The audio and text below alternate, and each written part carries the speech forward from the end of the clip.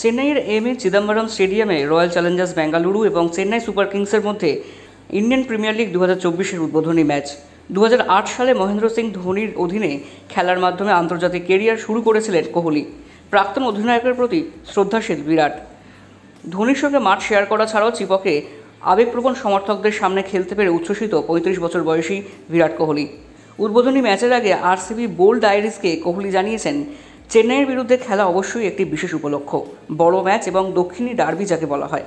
আবেগপ্রবণ চেন্নাইয়ের সমর্থকদের সামনে খেলতে পেরে ভালো লাগছে, আর এমএসের সঙ্গে আড্ডা দিতে পেরে ভালো লাগছে। 2014 সালে ডিসেম্বরে অস্ট্রেলিয়া সফরে ধোনির কাছ থেকে টেস্ট দলের অধিনায়কের দায়িত্ব পেয়েছিলেন কোহলি। এরপর 2017 সালে ওয়ানডে এবং টি-20তেও কোহলির হাতে ব্যাটন তুলে দিয়েছিলেন ধোনি। 2019 বিশ্বকাপের সেমিফাইনালে শেষবার জাতীয় দলের জার্সি গায়ে পর আন্তর্জাতিক ক্রিকেট থেকে অবসর নিয়েছিলেন ধোনি। আইপিএল 2024-এর প্রথম ম্যাচের আগেই সুপার কিংসের অধিনায়কের পদ থেকে ইস্তফা দিয়েছেন মহেন্দ্র সিং ধোনি। বৃহস্পতিবার 5 বারে চ্যাম্পিয়নদের নতুন অধিনায়ক হিসেবে দায়িত্ব দেওয়া হয় ঋতুরাজ গায়কোয়াড়কে।